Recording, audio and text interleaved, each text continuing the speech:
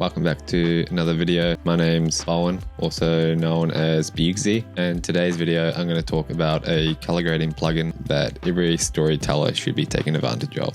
Now, I'm a cinematographer and photographer, and I have been for the last 10 years. Recently, I have taken up YouTube and have been learning what's involved with that process. The biggest thing for me so far is the balance of quality versus time. So about a month ago, I got hit up by Dehancer to try their film plugin. After trying them out on my YouTube videos and my client work, I was pretty blown away by how easy and straightforward that they've made color grading. Now, I'm not a professional color grader by any chance and have always kind of struggled with color grading. It's probably the one step of filmmaking that I find pretty difficult. Using this plugin over the last month has given me a lot better results that I would normally get, and half the time that I would normally take to grade a video. So no matter what editing software that you're using, it's most likely that Dehancer probably has a plugin for it. I do my color grading in DaVinci just because I think you get the most creative control out of it compared to things like Premiere. So normally when I color grade in DaVinci, it pretty much ends up with me building out massive node trees, applying heaps of different effects, doing lots of different corrections and different nodes, which can take a lot of time. When I ended up changing that workflow to my YouTube videos, it just related to me spending way too long on the videos and slowing down the rate that I could get videos out. But now using Dehancer, my new workflow is pretty much just building out one node, making that my exposure node, and then I'll create another node which I'll then apply Dehancer to. You can add as many nodes as you want before the Dehancer node, but if you want to keep it simple, just add that one node, have your Dehancer node which you can do your color grading on, and then when you want to apply that grade that you've done to your other clips, you just copy it, paste the whole node tree onto the next clip, and then I'd go into the first node where I do the exposure and do any minimal tweaks there. So once you get into the Dehancer plugin, it's super straightforward. You just select the camera that you shot the footage on, what log it shoots in, and then it will do a Rec 709 conversion for you to color grade.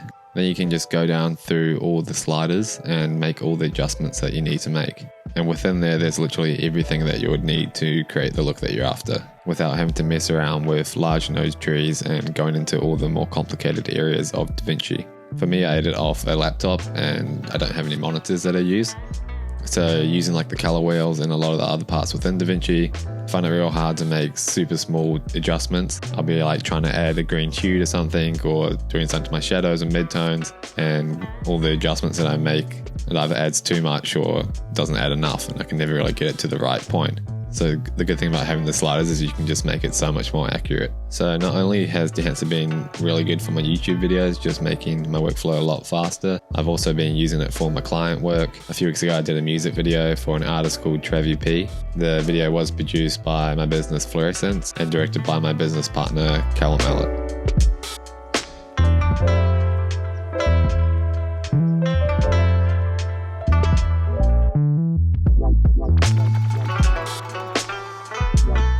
For the color grading of this project, we wanted it to have a light film look.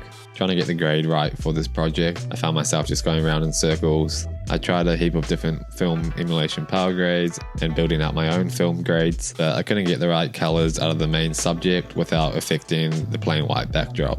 So yeah, I tried Dehancer on it and honestly made everything so much easier. There's a color head section within the plugin where you can make all your hues, tints, and all those kind of adjustments. And then it also has your shadows, midtones, and highlight color adjustments. And yeah, I found this part super helpful. Again, kind of the same situation with trying to use the color wheels. Just couldn't get it as accurate as using the sliders. So yeah, this is pretty much how the project turned out. With my trucker cap on, I ain't no trucker. Big trucker truck with the wheels on it. Everywhere I go, they call me big homie. Just another day. I'm in my white tee, caught in the rain. Yeah.